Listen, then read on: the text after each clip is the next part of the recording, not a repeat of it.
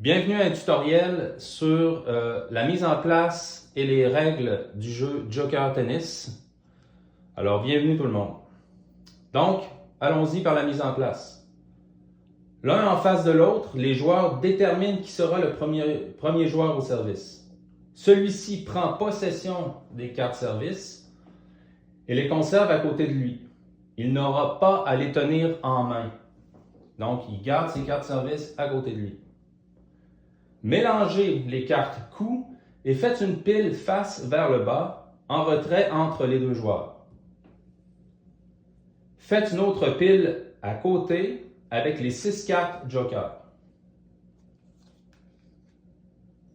Les cartes points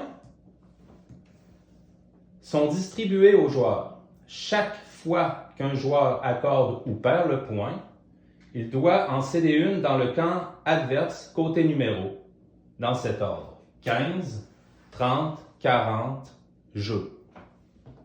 Comme au tennis. Chaque joueur débute avec 2 jetons balles jaunes et un jeton balle verte, ainsi qu'un jeton jeu de manche pour indiquer qui est au service. Placez visiblement le jeton serveur dans le camp de ce dernier. Distribuez une carte Joker ainsi que les 5 premières cartes de la pile coup au serveur. Donc, 1, 2, 3, 4, 5 au serveur, plus une carte Joker.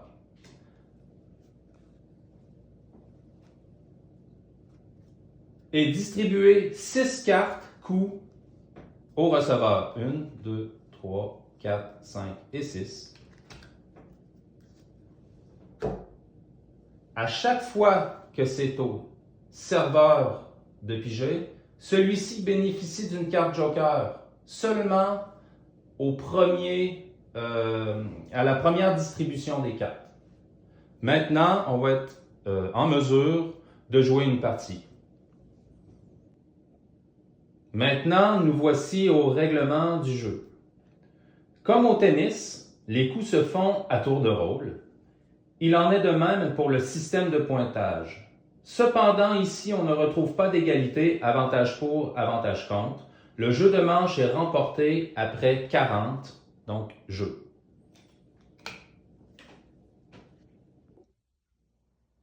Important, lorsqu'un jeu de manche est terminé, bien indiquer avec le jeton jeu de manche que vous menez 1-0, 2-0, 3-0, fin de la partie. Mais ça peut être 1-1, 2-1 et peu importe.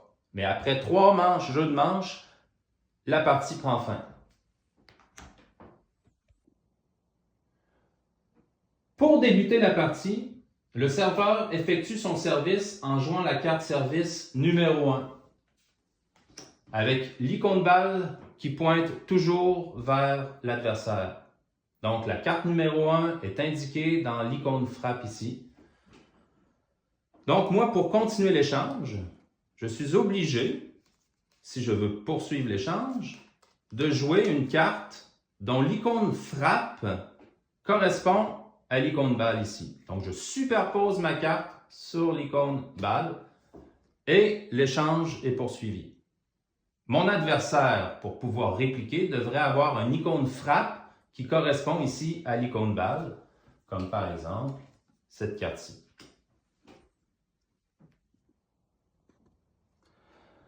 Donc ici, je fais une parenthèse. Pour pouvoir poursuivre l'échange, je devrais avoir une icône frappe qui correspond à la balle, mais ce n'est pas le cas dans mon jeu. Admettons que j'avais un Joker. Donc ici, on va parler de la carte Joker. En main, je pourrais décider de l'utiliser, puisqu'une carte Joker peut être jouée sur n'importe quelle balle. Mais je dois indiquer à mon adversaire quelle balle sera la prochaine à jouer. La 1, la 2, la 3 ou la 4. Dans ce cas-ci, admettons, je pourrais dire la 2, et mon adversaire, évidemment, pour répliquer, devrait jouer une icône frappe sur la balle 2. Après un service ou un coup, si un joueur ne peut répliquer, 3 options s'offrent à lui. L'option numéro 1. Le joueur concède le point en retournant une carte point côté numéro dans le camp de l'adversaire. Autrement dit, je ne peux plus jouer, je concède le point. Donc, c'est 15-0 pour mon adversaire. Par contre, cette option me procure une récompense. En effet, le joueur ayant perdu le point pige une carte joker ou vole un jeton à son adversaire, un jeton balle, soit un jaune, soit un vert, c'est selon. Un joueur peut concéder le point à tout moment, même s'il a la possibilité de jouer et ainsi bénéficier d'une récompense. Autrement dit, si j'avais dans mon jeu un icône frappe qui peut poursuivre l'échange, je peux quand même décider d'accorder le point pour aller chercher soit un joker, soit une balle ici. Ça, c'est l'option 1. L'option numéro 2 maintenant. Si je suis plus capable de jouer une carte, je peux par contre poursuivre l'échange en payant soit une balle jaune à mon adversaire, soit une balle verte. Pour poursuivre un échange en zone profonde, je dois payer une balle verte et ainsi, une balle jaune, pardon, et ainsi poursuivre l'échange en jouant n'importe quelle carte de mon jeu, même si l'icône ne correspond pas à la balle. Si l'icône de la balle était en zone vert foncé, donc un amorti, pour poursuivre l'échange, je devrais payer une balle verte. Et je pourrais jouer ici n'importe quelle carte de mon jeu, encore une fois.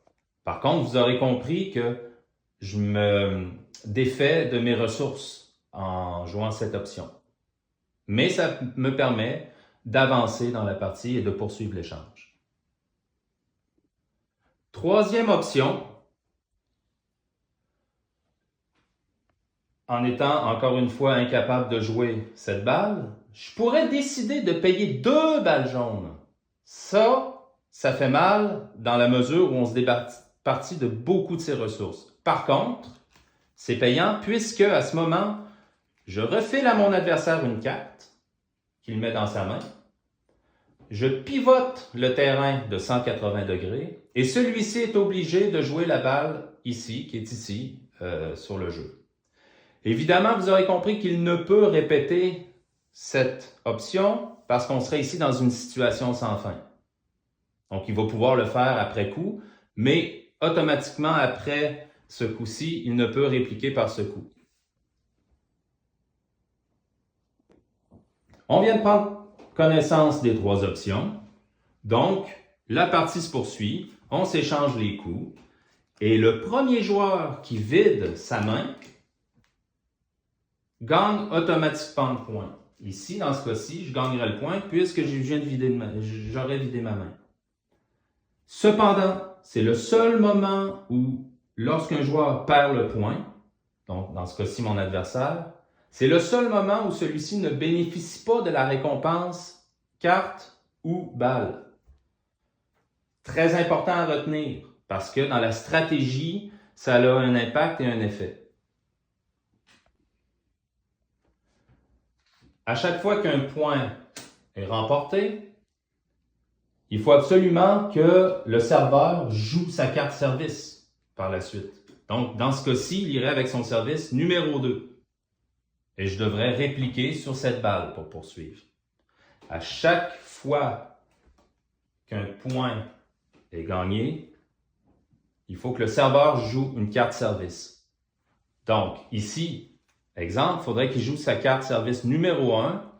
On va la repêcher, la dernière, pour poursuivre. Donc, alterner service numéro 1, service numéro 2. Revenons maintenant à la situation où notre main, on vient de vider la main. OK? Pour poursuivre, on redistribue 6 cartes 1, 2, 3, 4, 5, 6 à celui qui a vidé sa main. Et la balance pour atteindre 6 cartes à l'adversaire. Donc, dans ce cas-ci, il y a 3 cartes. On lui en remet 3. Et on poursuit la partie.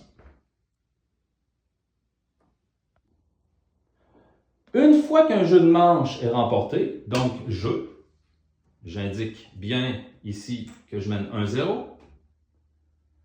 À ce moment-là, je deviens le serveur. Donc, je prends possession du jeton serveur et aussi des cartes service qui vont venir ici dans mon jeu.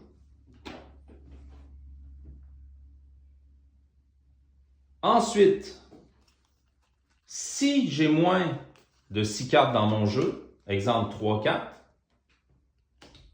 je pige une carte joker ainsi que la balance pour faire 6 cartes, plus 2 cartes. N'oubliez pas pourquoi la carte joker, parce qu'à chaque fois que le serveur vient remettre des cartes dans son jeu, la première fois, il bénéficie d'un joker. Dernière chose, il se pourrait qu'on se retrouve dans une situation semblable. J'ai vidé ma main, j'ai remporté le point, mon adversaire n'a pas eu droit aux récompenses Joker Ball. On poursuit la partie. Je prends le paquet, je me donne 6 cartes, 3, 4, 5. Il en manque, le paquet est vide. Qu'est-ce qu'on fait? On reprend le terrain, on réinitialise tout en enlevant du paquet les cartes Joker qu'on remet ici. Hop. Voilà. Et la carte service, qui était dans ce cas-ci la carte service numéro 1. Donc, le prochain service devrait être le service numéro 2. On rebrasse tous les cartes et on refait un paquet ici. Donc, j'en ai pigé 5, je m'en reprends une et on poursuit. Mon adversaire ici, je lui en donne 4 pour qu'il ait 6 cartes en main. Donc, c'est ce qu'on appelle réinitialiser le terrain pour poursuivre la partie. Chose importante, on ne réinitialise jamais les balles. Donc, si mon adversaire ici possède tous ses balles, c'est tant mieux pour lui. Il y a une force de frappe que moi, je n'ai pas ici. Ce sera à moi d'essayer d'aller compenser. Pour des parties d'environ 30 minutes, le premier joueur à avoir remporté 3 jeux de manche remporte la partie. Donc, avec ce jeton-là, on indique les pointages. Cependant, pour des parties plus longues, il n'est pas interdit de jouer de véritables manches de 6 jeux. Et dernière chose, je vous conseille d'utiliser cette carte-ci, l'aide de jeu. Dans cette carte, sur cette carte est indiqué les choses importantes à savoir. Bonne partie et merci beaucoup.